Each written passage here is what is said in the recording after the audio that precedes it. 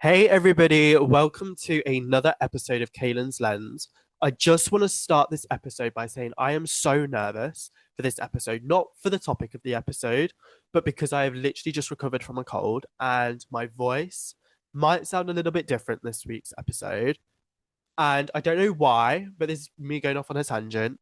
But this week, this cold that I have had has to have been the best cold I have ever experienced. And now you might be like, Kaylin, why is that? But the truth is the symptoms lasted literally about 1 to 2 days each. And now all I am left with is a bit of a blocked nose and a chesty cough. And my voice is absolutely fine. Like it's back. My body doesn't ache. I literally went to the gym this morning, did some cleaning. Like, what is happening? I have absolutely no idea why the symptoms just went really quickly. Because for me, they last a little bit of time, or they used to. And now I don't know if it's because I adopted a healthy lifestyle. I have things in little moderation. You know, I go to the gym, I take my vitamins. I have no idea what it is. And I'm hoping it's the things that I'm doing that has allowed me to just like record this episode. Because if I said this on Friday, I would not have been able to. I was literally like bedridden. I went to uni at 9, came back straight away because I could just not focus whatsoever. I was like so like coughing regularly. I was just like, what is this? That's why I feel very nervous because I don't know what's going to happen in the next 30 minutes. I have no idea what's going to happen with my voice. I have no idea. So, you can join me on this. Expect the unexpected. But on a real note, let's get into today's episode because today's episode is all about friendships and relationships, especially during uni. Now, I am absolutely no expert to be talking about these two subjects, but I know the reality that for so many people, everybody expects that you're going to go to uni, you're going to find your friends, you're going to find your people.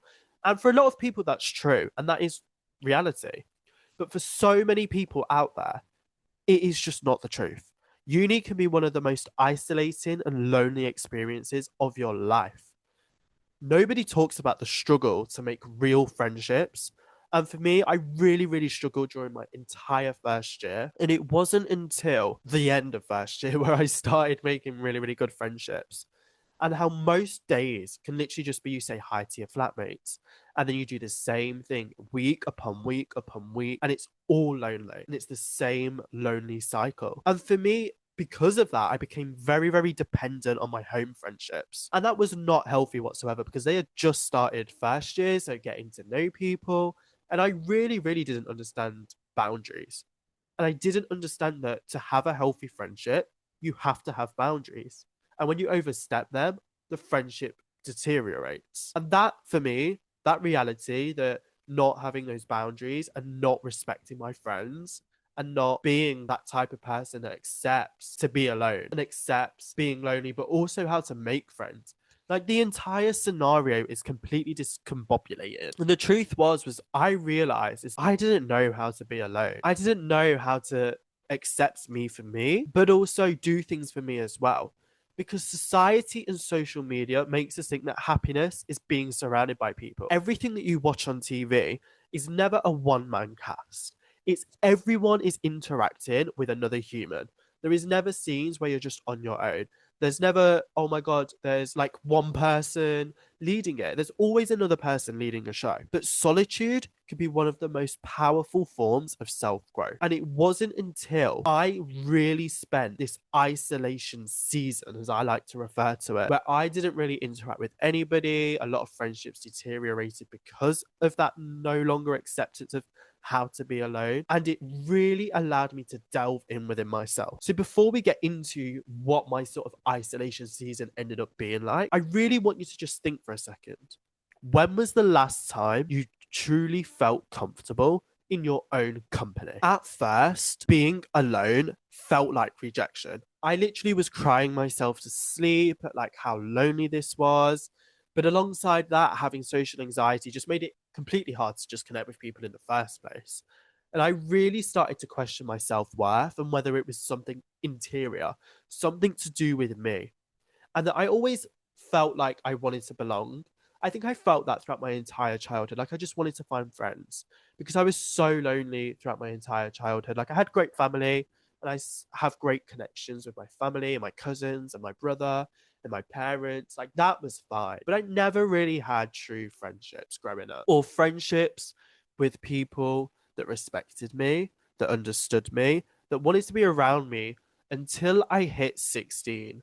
And I made a great friendship group with a group of girls.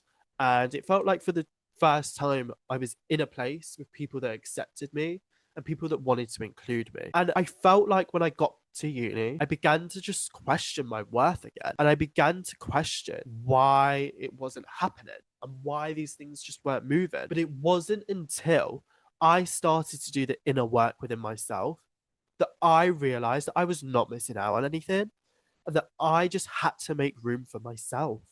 I had to take that time to invest within me. And I had to take that time to just find love, find who I am, and find just what I wanted to do. And this season took a good 2 to 3 months. A lot of friendships had deteriorated, or we were on like friendship breaks in the grand scheme of the long term. And it was the first time where I was like, I can either sob and cry like I did for the first couple of weeks, or I can not feel sorry for myself. And I'd be like, you caused this. Now it's time to really dig deep, find yourself, find who you are, and accept you for you and learn about yourself. Because solitude isn't punishment, it's preparation. It's preparing you for friendships in the future. It's preparing you for the potential that these friendships might reconciliate. And it's also preparing you for the ability to create happiness and peace within yourself. Because once you have that happiness and peace, you couldn't care less about being surrounded by so many people. You couldn't care less about having to have a big friendship group. You couldn't care less about needing to go to all the parties or all the clubs, because at the end of the day, that just wasn't me. I couldn't care less about that lifestyle. But for me, it allowed me to just prepare me and my soul and my body and just everything about me for the future. So I really just want you to just start by thinking, like, what do you actually do when you feel alone? Do you just distract yourself? Or do you actually spend those moments or months just sitting with it or doing things about it? And learning to invest in your sanctuary is the best thing that you could ever do.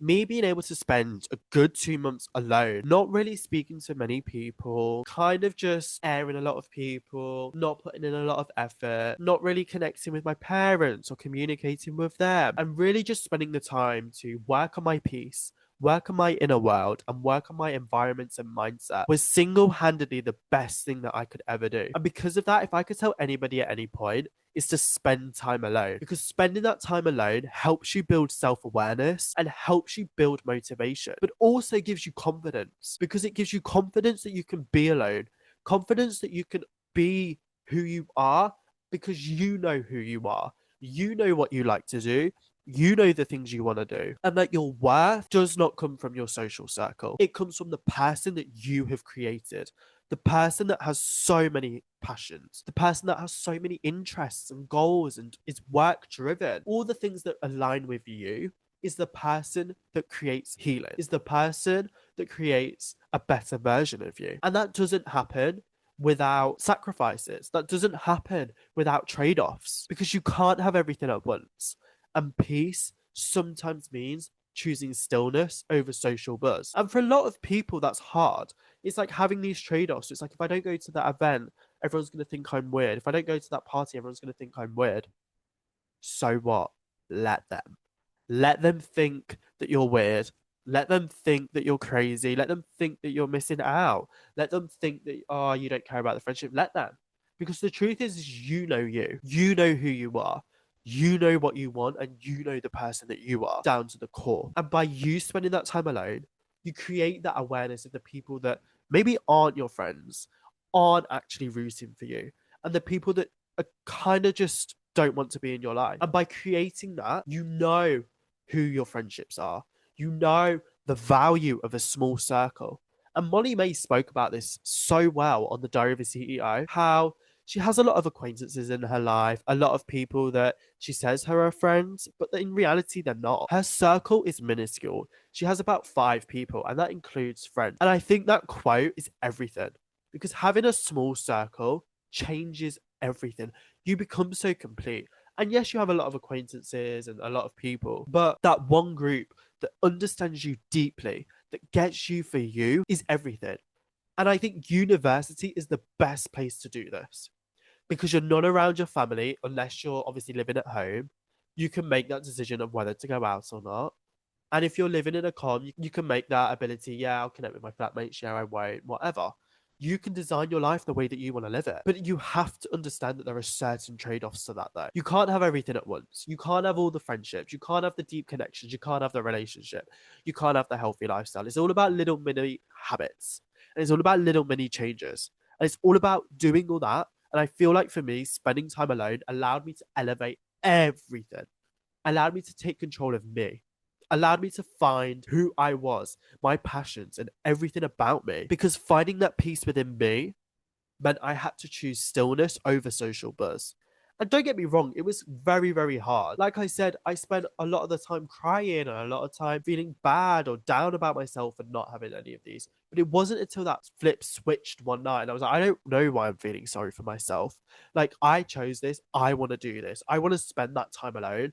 I want to just cultivate who I am as an individual.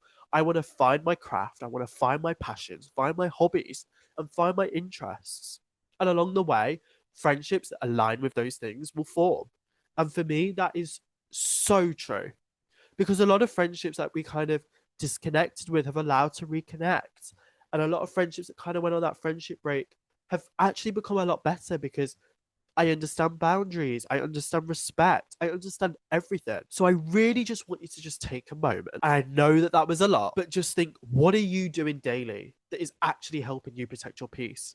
And if you're not doing anything daily that isn't allowing you to do that, maybe today could be the day that you make that change and you make that change to be alone and find who you are. And if I hadn't have gone on that journey, I wouldn't be in the position today where I get excited over cooking dinner. I get excited over watching the football or the F1.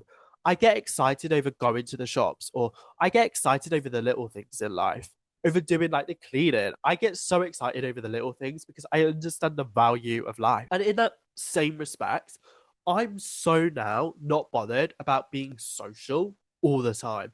There was a point where I was like, I have to be going to all the events. I have to be doing all these things for all these people. And I realized I was just not doing a lot for me. But that's the truth. Like, my friends know that I was always there, but now they realize that even if I don't get to see them so often, I'm still there for them. I still care for them. I'm always going to be their friend. I'm always going to be there for them. It's like for me, I haven't seen my best friend in well over 6 months, but we both know that our lives are very, very busy, that we're never in the same place at the same time, but we both understand that we so deeply care about each other and love each other so much. It's the busiest people are often the most responsive. They will put in the time and the effort to the people that matter to them, and less so to the people that don't. So let them not respond to me. Let them not interact with me. Let them not communicate with me because you don't chase, you protect your energy and you stay grounded. Because if someone doesn't respond, that is okay. That is fine. They may be placing boundaries on that friendship, or genuinely, they may not even care about you. So don't let it affect you so much that you start thinking, is it me? Am I the problem? When you can spend that time just delving into yourself, which allows you to completely just redefine your friendship landscape, which allows you to just redefine who you spend your time with and who you align with. Because if they want to drift, let them. Because you're still doing your thing by investing within yourself and creating the life that you want to live, by finding your habits, finding your goals, finding your lessons, just finding every single thing about your hobbies and your interests, because that is a new way for you to value friendship. That creates deep, intentional time together.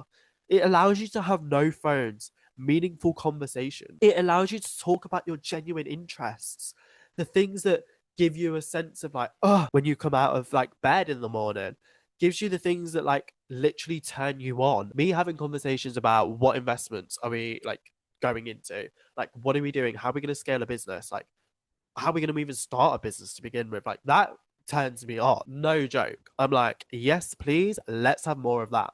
Having those deep intentional conversations would never ever have happened before because I'd just be having baseless conversations about nothing that is remotely important. But me spending that time alone and finding out how I want to live my life, the things that I want to do, the things that I want to live my life by, my goals, my everything about me, who I am to a person's core was everything. Because quality over frequency is masterful. Having that time where you have that time together or being together in one place cannot be taken for granted because it's just unfathomable. Because you may never see each other for a really long time because your lives might get busy again. So just take a moment and really just think, if I do this, if I do just take that time to just invest within myself, do the things that I know are going to create happiness for me, or take it slow. Take a couple of hours a week, a couple of hours a day to just do the things that give me happiness, give me hope, give me joy. Like for me, listening to a podcast in the morning and the evening gives me hope and happiness. Cooking dinner, you know, the little things in life. Finding that happiness is everything, but also finding friendships and being complete as a person gives you that ability to find those friendships. So I really just have to give you a second to just take that in and deep it. But also deep who in your life actually feels peaceful to be around or who is just draining your energy. I could speak right now that there are people that I'm around that do drain my energy. I'm not gonna be like, oh yeah, I love being around you all the time. If I don't like being around you, I'll kind of just tell you. Or I will kind of just be straightforward and upfront and on it. But if I spend that time with you, know that it just feels peaceful to be around you. And if I don't, respectfully understand that the energy just drains me. I just don't want to be having the conversations where you're consistently wanting to moan about things when it's like, that's not what I want from my life.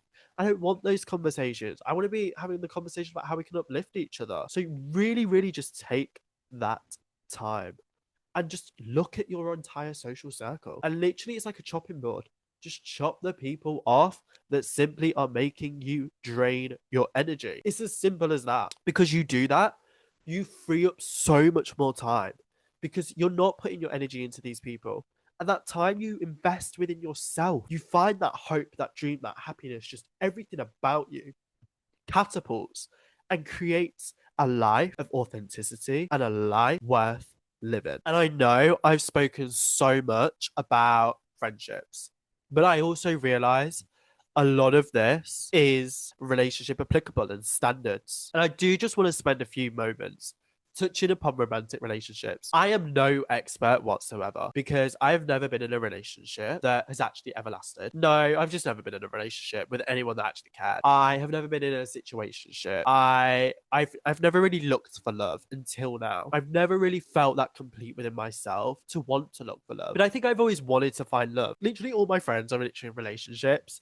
And it's like, why am I the one that's just not? But I think for a lot of the time, it was because I just didn't feel whole within me. I didn't feel complete within me. I didn't know what my standards were. I didn't know what I wanted. I just didn't know how to love myself so I could love somebody else. And by spending that time alone, it completely changed everything. Because of course I always wanted to find love, but my standards have evolved. For me, my standards now include I want someone who just doesn't party, just doesn't go clubbing. Because if I don't, if I don't drink, it just doesn't equivalate within me.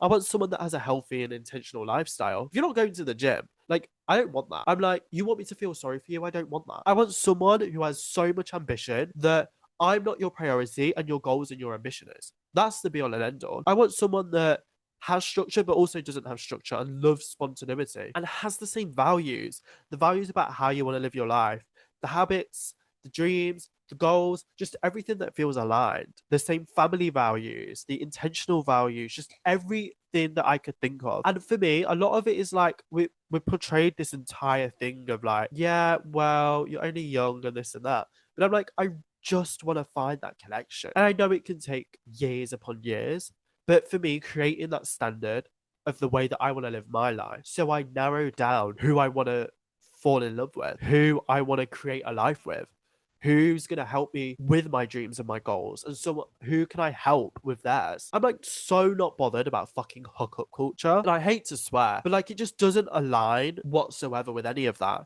If you want a ambitious lifestyle, you're not going to be hooking up, you're not going to be engaging within that. I'm sorry, but like I just don't have the time or the energy. And it just, sex is sacred as well. Let's not forget about that. It's not a hobby. It's like one of the most intimate things a person can do with another person's body.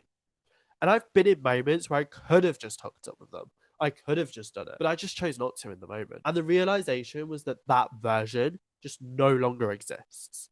That version of me in that moment no longer exists. I don't want it. You really think I want to be hooking up with this fucking random stranger? No. Like, that is it. Because who you spend your time with dictates what you become. Why would I just want to be around a random stranger that is not giving me anything, that I have no idea about? Nothing about that. Why would I want to do that? Why would I be wanting to spend my time in the club around people that aren't having intentional conversations or I haven't had an intentional conversation with before? Why would I be wanting to do that? Why? Because protecting my energy is golden. It's key. I don't want to be doing the things that are not going to protect my energy. I don't want to be doing the things that just don't align with my standards or my way of living. I don't want to be around that.